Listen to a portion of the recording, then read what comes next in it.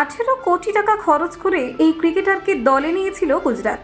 অনেক আশা, অনেক ভরসা ছিল এই ক্রিকেটারের ওপরে, কিন্তু এই পেশাদার ক্রিকেটার যে এমনভাবে দলকে ডোবাবে তা কেউই ভাবতেও পারেননি। ইতিমধ্যেই হজম করেছেন 33টি ছক্কা। 18 কোটির এই ক্রিকেটার নিজে তো ডুবলেনই, সেই সঙ্গে ডোবালেন গুজরাটকেও। হ্যাঁ, এই বোলারকে নিয়ে এখন কপাল চাপড়াচ্ছেন গুজরাট। জানেন কে এই বোলার? কেন এবারের আইপিএলে তার এই রকম খারাপ অবস্থা? দেখুন, আফগান তারকা রশিদ খান যে কোনো দলের সম্পদ। তিনি সত্যিকারের ম্যাচ উইনার। সেই রশিদ খান এবার দারুণ বিড়ম্বনার মুখোমুখি হলেন। খুব খারাপ গিয়েছে তার এবারের আইপিএল। নিজের নামের প্রতি সুবিচার করতে পারেননি 18 কোটির রশিদ খান। গুজরাট টাইটান্স ছিটকে গিয়েছে মেগা টুর্নামেন্ট থেকে। চলতি আসরে তিনি 9টি উইকেট নিয়েছেন। আইপিএলের এক আসরে সর্বোচ্চ ছক্কা হজম করেছেন তিনি। মুম্বাই ইন্ডিয়ান্সের বিরুদ্ধে এলিমিনেটরে হার মানে গুজরাট। 4 ওভার হাত ঘোরান রশিদ, কোনো উইকেট পাননি তিনি, দেন 31 রান। 4 ওভারে 2টি ছক্কা হজম করেছেন আফগান তারকা। আইপিএলের চলতি আসরে তার বোলিংয়ে মারা ছক্কার সংখ্যা 33টি।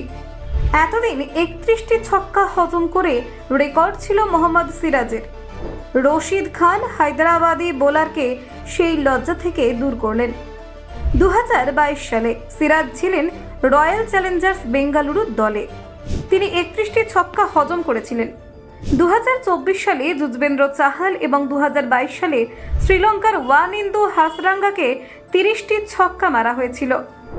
এবারের আইপিএল ভুলে যেতে চাইবেন রশিদ খান?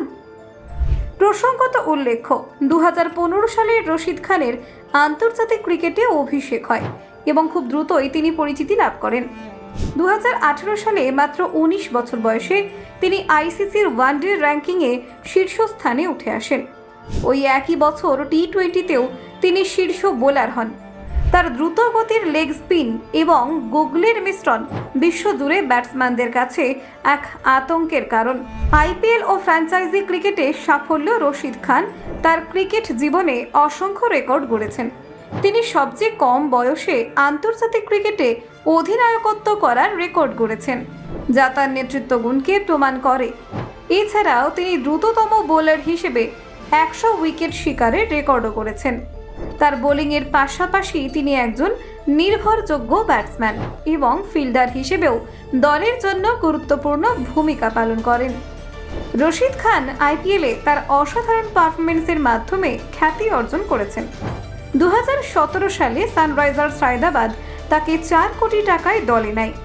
এর পরের বছর 9 কোটি টাকায় ধরে রাখে। তিনি বিভিন্ন ফ্র্যাঞ্চাইজি লিগেও খেলেছেন, যেমন ক্যারিবিয়ান প্রিমিয়ার লিগ এবং বিগ ব্যাশ লিগ। সিপিএলে তিনি হ্যাট্রিক করেছেন এবং বিবিএলে অ্যাডিলেড স্ট্রাইকার্সের হয়ে শিরোপা জিতেছেন। Bureau report, news prime Times.